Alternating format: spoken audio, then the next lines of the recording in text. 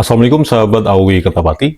Kenapa setelah Presiden Prabowo membuat statement pergi saja kau ke Yaman, yang sebetulnya yang ditujukan oleh ke Mbak Alwi, ya daripada bikin gaduh di NKRI. Tapi kenapa selang beberapa hari kemudian dari istana mengutus seorang Menteri Koperasi mendatangi Ponpes atau tempat Rizik Syihab.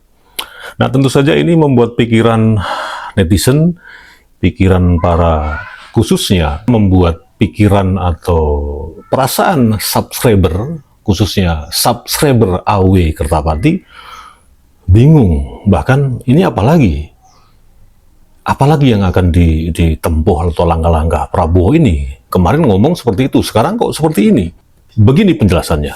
Ini tidak jauh dari persoalan politik yang sebetulnya memang ditempuh oleh Prabowo Subianto, khususnya menangani kelompok Pak Alwi.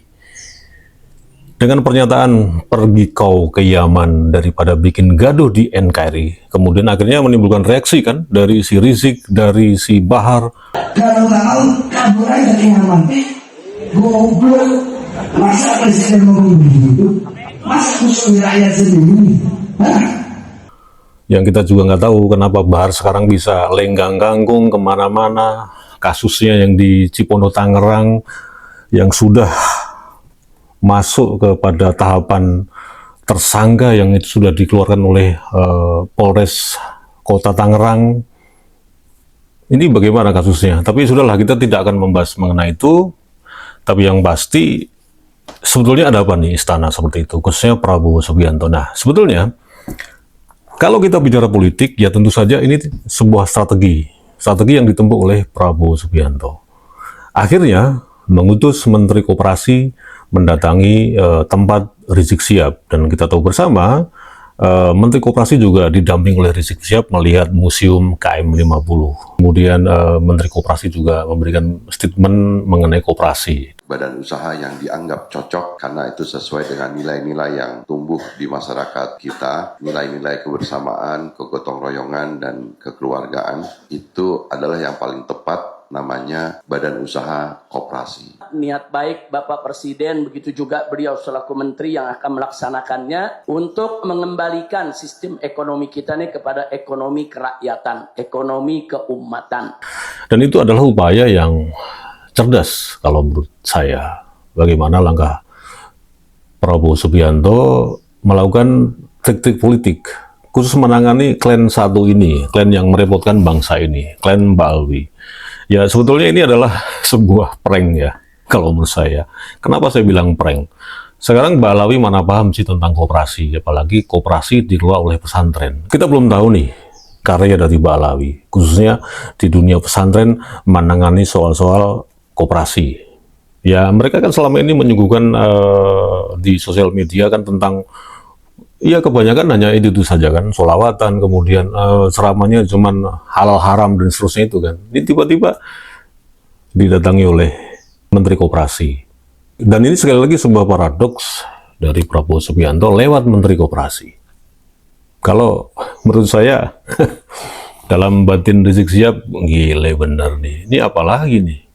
Kenapa ada muncul ide seperti ini? Tiba-tiba Menteri Koperasi datang ke tempat gue nih.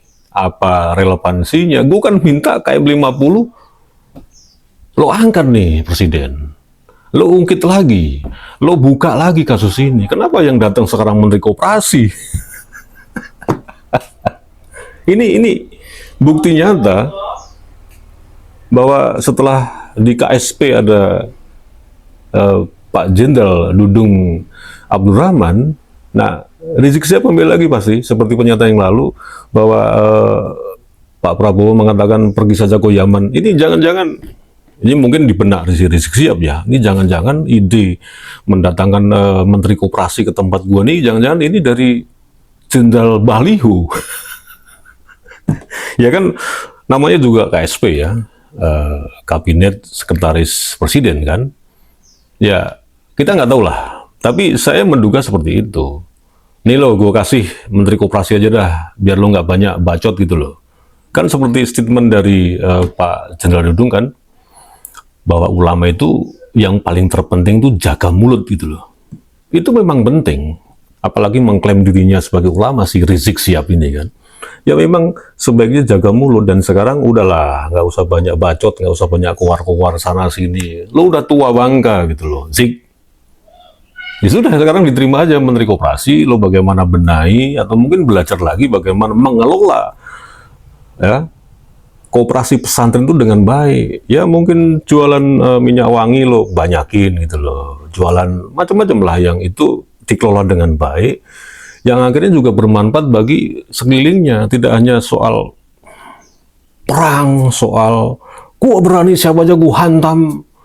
Ini kan sekali lagi ulama dengan bacotan seperti itu udah nggak berlaku lagi sekarang ini. Sudah nggak ada manfaatnya lagi di masyarakat atau di sekitar masyarakat sekarang ini yang lagi kesulitan tentang ekonomi. Nah, ini upaya Prabowo yang sangat-sangat, menurut gue ini ya, sangat luar biasa sekali. Bagaimana Balau ini terus dihadang, disekat-sekat supaya langkah-langkah yang akan disusun oleh mereka ini, yang menurut kabar bahwa mereka sekarang kebingungan, tidak punya cantolan lagi. Kan Balawi suka begitu kan, mencantolkan ini, mencantolkan itu. Artinya cantolan politik Balawi sekarang ini nggak punya di kabinet Prabowo hari ini. Makanya dia bingung sekarang ini. Dan sekali lagi Prabowo dengan tegas, yang kemarin saya bahas tentang dua pilihan Balawi, rekonsiliasi atau tetap mempertahankan status quo sebagai durian Nabi. Pilih yang mana? Kalau pilih yang pertama, tetap rekonsiliasi, artinya gabung dengan RKI, gabung dengan NKRI, yaitu tanpa syarat, tanpa harus meminta-minta seperti yang dugaan saya tentang Rizik Syihab. Ini KM50 lo ungkit lagi lah, ini KM50 lo ini KM50 lo bongkar lagi lah, lo buka lagi kasus ini. Ya sekali lagi, Prabowo tidak bisa lo dikte. Ya sekali lagi, Prabowo memang tidak bisa didikte, tidak bisa diatur-atur, apalagi sekelas Rizik Syihab ngatur-atur seorang Presiden Prabowo Subianto. Jangan ngimpi lu. Itu saja, mudah-mudahan bermanfaat. Wassalamualaikum warahmatullahi wabarakatuh.